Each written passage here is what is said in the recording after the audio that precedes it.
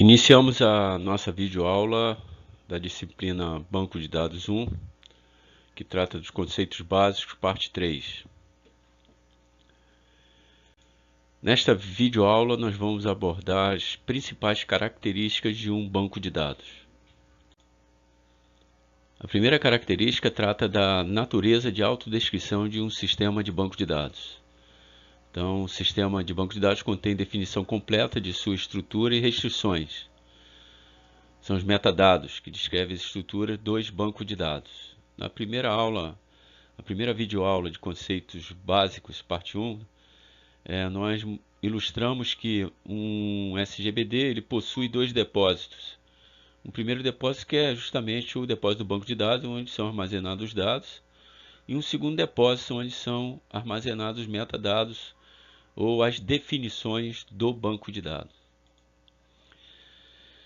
Esse segundo depósito também é denominado de catálogo, e ele é usado pelo software do SGBD e por usuários do banco de dados que precisam de informações sobre a estrutura do banco de dados. Um exemplo é, em determinado momento, existe um desenvolvimento compartilhado da equipe de desenvolvimento e também existe um modelo de dados impresso para uso da equipe. E surge uma dúvida se aquele modelo está atualizado. Então, as ferramentas interativas de acesso ao banco de dados, elas possuem opções de, a partir de uma engenharia reversa, nós gerarmos o modelo de dados. Por quê? Porque o banco de dados ele vai no catálogo, pega as informações das definições e apresenta o modelo que permitiu gerar justamente aquelas definições. Independência de dados e programa. A estrutura de arquivo de dados é armazenada no catálogo do SGBD separadamente dos programas de acesso. Então a gente tem aqui, de forma independente, os dados são criados, são definidos, de forma independente. Isso permite que várias aplicações façam uso do mesmo catálogo de dados, ou mesmo das mesmas estruturas de dados. Suporte para múltiplas visões de dados. Então surge aí o conceito de visão como um subconjunto do banco de dados.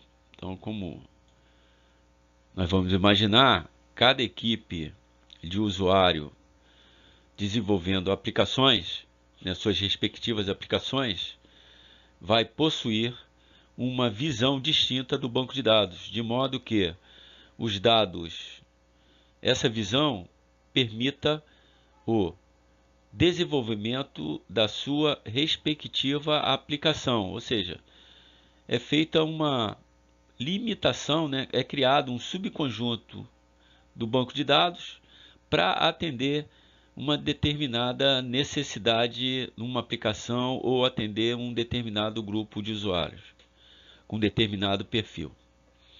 Essas visões ou visão contém dados virtuais. A forma como elas são apresentadas aos usuários, elas não é a forma como os dados estão armazenados. Uma outra característica é o compartilhamento de dados e processamento de transação multiusuário. Permite que múltiplos usuários acessem o banco de dados ao mesmo tempo. Então, diferentes aplicações podem estar acessando a mesma base de dados de forma compartilhada. O compartilhamento significa que não apenas as aplicações existentes podem compartilhar os dados no banco de dados, mas também pode ser desenvolvidas novas aplicações para operar sobre os mesmos dados, dando uma flexibilidade muito grande ao desenvolvedor. Então, existe um software de controle de concorrência em função desse compartilhamento, que garante que vários usuários tentando atualizar o mesmo dado faça isso de uma maneira controlada e o resultado dessas atualizações seja correto. Próximo slide nós vamos detalhar mais sobre esse controle. Ainda no contexto de compartilhamento do dado, vamos ver o conceito de transação. É uma unidade lógica de trabalho de banco de dados, em geral envolvendo diversas operações de banco de dados, em particular várias operações de atualização. A transação possui duas propriedades. A primeira é a propriedade de isolamento. Cada transação parece executar isoladamente das outras transações. E a segunda propriedade é a propriedade de atomicidade. Se numa transação eu tenho 10 operações, eu tenho que garantir que essas 10 operações sejam executadas, se caso ocorra algum problema em algum momento de execução de uma das 10 operações, a transação deverá ser cancelada, ou seja, ou todas as operações em uma transação são executadas ou nenhuma será. Temos um exemplo à frente aí que vai elucidar melhor esses conceitos. Então, vamos imaginar aqui que nós temos uma transferência de uma quantia de dinheiro de uma conta A para uma conta B. É claro que são exigidas duas atualizações nesse caso. Uma para retirar o dinheiro da conta A, outra para depositá-lo na conta B. Se o usuário declarar que as duas atualizações são parte da mesma transação, isso é fundamental para garantir a integridade das operações, então o sistema poderá efetivamente garantir que ambas serão realizadas, ou nenhuma delas. Ainda que, por exemplo, o sistema venha a falhar, digamos, devido a uma queda de energia em meio ao processo. Ou seja, se ocorrer alguma falha durante o processo das operações, essa transação ela é cancelada.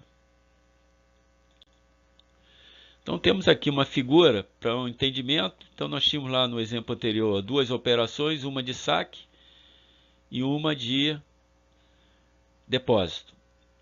Então nós temos aqui toda transação começa com begin transaction, início da transação.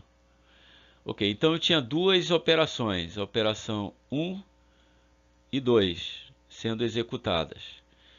Então, se ambas as operações, uma de saque e outra de depósito, foi executada sem problema, então nós vamos para o final da transação. Aí nós temos aqui a palavra, a famosa palavra chamada commit. Aquela transação é efetivada. Okay? Então, vamos imaginar que um outro caso ocorra o final da transação, mas por um motivo qualquer, uma falha de hardware, de software, existe uma operação que abortou a transação. Então aqui nós temos o famoso comando do rollback. Ele desfaz, desfaz a transação, é como se nada tivesse ocorrido. Nós temos outro cenário, onde a gente tem a execução da primeira operação, que é o saque da conta A, e quando inicia-se a operação 2, que é justamente o depósito, ocorre um problema de hardware, de software. Então essa transação ela sofre uma operação também de aborto, ela é abortada por motivo de falha, ocorre de novo, ocorre também um rollback, ou seja, a transação ela volta ao seu estado inicial e essa transação ela é encerrada. Uma outra característica é controle de redundância. A redundância nos dados armazenados gera um desperdício no espaço de armazenamento. Imagina uma empresa que tem o seu setor de RH, que tem um banco de dados de funcionário. Nós temos lá também um setor financeiro, que também tem outro banco de dados, né? Isso aí caracteriza uma redundância, né, de dados, um desperdício, né, no espaço de armazenamento da empresa. Às vezes há motivos comerciais ou técnicos plausíveis para manter cópias distintas dos dados. Então, no usual hoje, uma boa prática, uma melhor prática é que a empresa mantenha seus dados num banco de dados corporativo único. Esses dados são acessados corporativamente por meio de diversas aplicações. Mas, em alguns momentos, alguns sistemas mais complexos requerem que parte do banco sejam copiados e sejam processados em áreas distintas, né, por motivos técnicos. Aí sim, nesse caso, existe uma justificativa técnica para a redundância.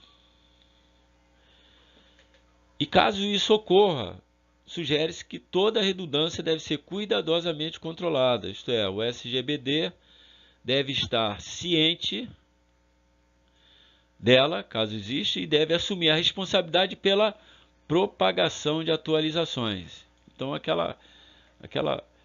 imaginar aquela parte do banco de dados que ele está replicado para atender a um determinado setor. Então, toda a atualização do banco ele tem que refletir, tem que se propagar para o banco de dados principal. Então, isso também é uma característica do SGBD, controle de redundância. Manutenção de integridade. O problema da integridade é o problema de assegurar que os dados no banco de dados estão corretos. Então, a gente pode assegurar a integridade numa universidade. Cada aluno tem que ter uma matrícula distinta, então a gente tem como assegurar isso, né? Se por um motivo qualquer houver uma tentativa de armazenar um segundo aluno com a mesma matrícula, isso não será possível, porque o banco não vai permitir. Um aluno sem nome, também a gente tem projeto permite que o campo nome ele tem uma integridade, ou seja, ele não tem valor nulo. Então existe diversos outros exemplos. A inconsistência entre duas entradas que deveriam representar o mesmo fato é um exemplo de falta de integridade, redundância. Então, mesmo caso lá, eu armazenar duas vezes o mesmo aluno no banco de dados, né? Então, isso aí, o banco de dados ele tem dispositivo para que isso seja evitado. Contudo, mesmo que não haja qualquer redundância, o banco de dados ainda poderá conter informações incorretas. Vamos ver um exemplo no próximo slide, né? Por exemplo, o empregado poderia ser mostrado como tendo trabalhado 400 horas na semana em vez de 40. Ou como pertencendo a um departamento que não existe. Então nós temos aqui dois tipos de integridade. Né? Integridade do domínio, então ninguém trabalha 400 horas. Então lá no campo carga horária trabalhada, nós poderíamos botar uma restrição de que no máximo 40 horas ou 44 horas, depende da regra de negócio da empresa. Aqui se trata de integridade referencial, né? A partir do momento que armazenar um funcionário, registrar um funcionário e determinar que o departamento dele, ele é um departamento que não existe no banco de dados, né? Também temos como evitar essa quebra de integridade num banco de dados. Sem a existência de controles apropriados, seria possível um usuário atualizar o banco de dados de forma incorreta, gerando assim dados errados. Ou seja, mesma matrícula para diferentes alunos, alunos sem nomes, professores alocados em departamentos que não existem. Então, esse é o contexto desta última afirmação. Reforço na segurança. tendo jurisdição completa sobre o banco de dados, o DBA pode assegurar que o único meio de acesso ao banco de dados seja através de canais apropriados. E, em consequência, pode definir restrições de segurança a serem verificadas sempre que houver uma tentativa de acesso a dados. Então, todo acesso a dados é feito por meio de canais apropriados, grupo, todo usuário vai estar enquadrado num grupo de usuário, vai ter seu login e sua senha. Pode ser estabelecido também diferentes restrições para cada tipo de acesso, usuários que só fazem busca, usuários que fazem busca e inserção, alguns usuários que fazem exclusão, também isso é permitido. Ou seja, a cada item de informação no banco de dados. A natureza centralizada de um sistema de banco de dados, de certo modo, exige que um bom sistema de segurança seja implantado. Lembrando que, como foi falado lá na parte 1 dos conceitos básicos, que o banco de dados é um grande ativo numa empresa, cujo valor é intangível. Requisitos contraditórios podem ser equilibrados. Então, vamos conhecendo os requisitos globais da empresa em oposição aos requisitos dos usuários individuais. Cada usuário individual imagina que a sua aplicação é sempre prioritária. O DBA, sob orientação do AD, pode estruturar o sistema de modo a oferecer um serviço global que seja o melhor para a empresa. Por exemplo, pode ser escolhida uma representação física para dados no meio de armazenamento que proporcione acesso rápido para as aplicações mais importantes, possivelmente ao custo de acesso mais lento para outras aplicações. Um exemplo aqui, determinada aplicação pode ter uma prioridade em relação, o DBA pode determinar uma estrutura de indexação mais que tem uma performance melhor, tipo uma árvore B+. Isso vai gerar uma performance no processamento dos dados maior do que uma outra aplicação que esteja acessando uma estrutura de dados com uma árvore binária padrão. Isso é apenas um exemplo aí de se poder determinar requisitos contraditórios e equilibrá-los. Padrões podem ser impostos. Com o controle central do banco de dados, o DBA, sob orientação do AD, pode garantir que todos os padrões aplicáveis sejam observados na representação dos dados, tais como padrões departamentais, da instalação, da empresa, etc. Da mesma forma, os padrões de nomenclatura e documentação de dados também são muito desejáveis como auxílio ao compartilhamento e à compreensão dos dados. Então, normalmente nas empresas que têm sua área de banco de dados bem estruturada, existem normas de procedimentos relativas ao banco de dados. Normas que podem determinar como definir o nome do banco de dados, como definir o nome das tabelas, como definir o nome dos campos que estão associados às tabelas, como definir os tipos de dados dos campos. Então, e assim, podem conter também outras definições. São exemplos aí de imposição de padrões. Bem, chegamos ao final da videoaula, onde nós apresentamos as principais características de um banco de dados. Até a próxima.